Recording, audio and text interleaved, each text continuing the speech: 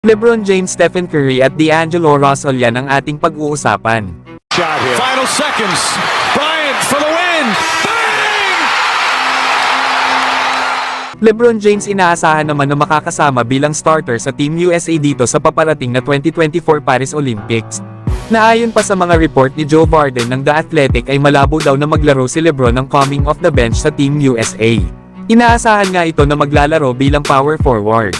Nakalimitan nga daw sa mga play na gagawin nito ay galing sa off-ball lalo at ang kanilang magiging point guard ay si Stephen Curry.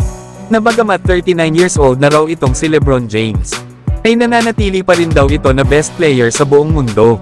Lalo at last season sa kanyang 71 games sa Los Angeles Lakers, ay nag-average ito ng 25.7 rebounds at 8 assists per game. Isa pa ay nasa kanya rin daw itong bests pagdating sa kanyang 3-point shooting, na kung saan ay nag-average ito ng 41% shooting beyond the arc. Kaya walang duda na bagay talaga si LeBron na ilagay bilang starter.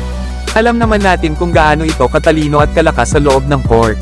Na ito nga ang kailangan ng Team USA, isang leader na kaya silang pangunahan kapag nagsimula na ang mga laro nila sa Olympics. Samantalang Stephen Curry, ang isa pa sa member ng Team USA, ay nagbigay na ng babala para sa magiging laro nila sa paparating na Paris Olympics. Naayon pa kay Stephen Curry, ay meron na nga lang daw silang 39 days para sila ay maging lock-in at manalo ng gold medal. Meron nga daw silang 12 na mga pambihirang mga talented na mga players na nakahanda para sa iisang goal. Kaya naman ay hype na daw itong si Stephen Curry lalo at 10 taon na ang nakakaraan ng huli itong naglaro sa Team USA.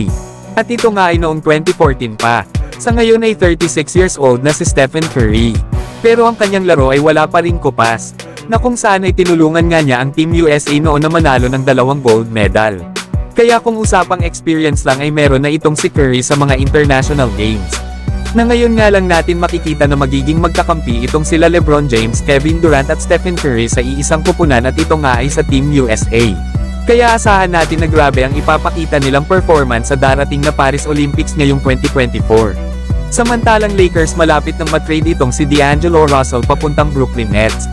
At ang gusto nga ng Lakers na makuha ay ang dalawa nilang 3-and-D wing players na sila Dorian Finney-Smith at Cam Johnson. Pero ang gusto ng Brooklyn Nets ay magbigay din ng Lakers ng isang first-round pick. Na ang offer kasi ng Lakers ay nakapalibot dito kana D'Angelo Russell, Rui Hachimura, Jared Vanderbilt, Gabe Vincent at Jalen Hood-Schifino. Ito nga ang mga players na inaalok ng Lakers sa mga ginagawa nilang trade talks kabilang na ang Brooklyn Nets.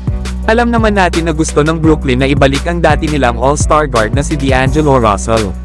Lalo at noong naglalaro pa ito doon ay pinangunahan ni D'Lo ang Brooklyn Nets na makapasok ng playoffs. Kaya naman ay bagay ito sa kanilang kupunan para sa ginagawa nilang pagre-rebuild. Na last season sa Los Angeles Lakers ay nag-average si D'Angelo Russell ng 18.3 rebounds at 6 assists per game. Kaya naman ay perfect talaga ito para sa Brooklyn Nets. Pero kayo mga idol, ano ang masasabi nyo dito?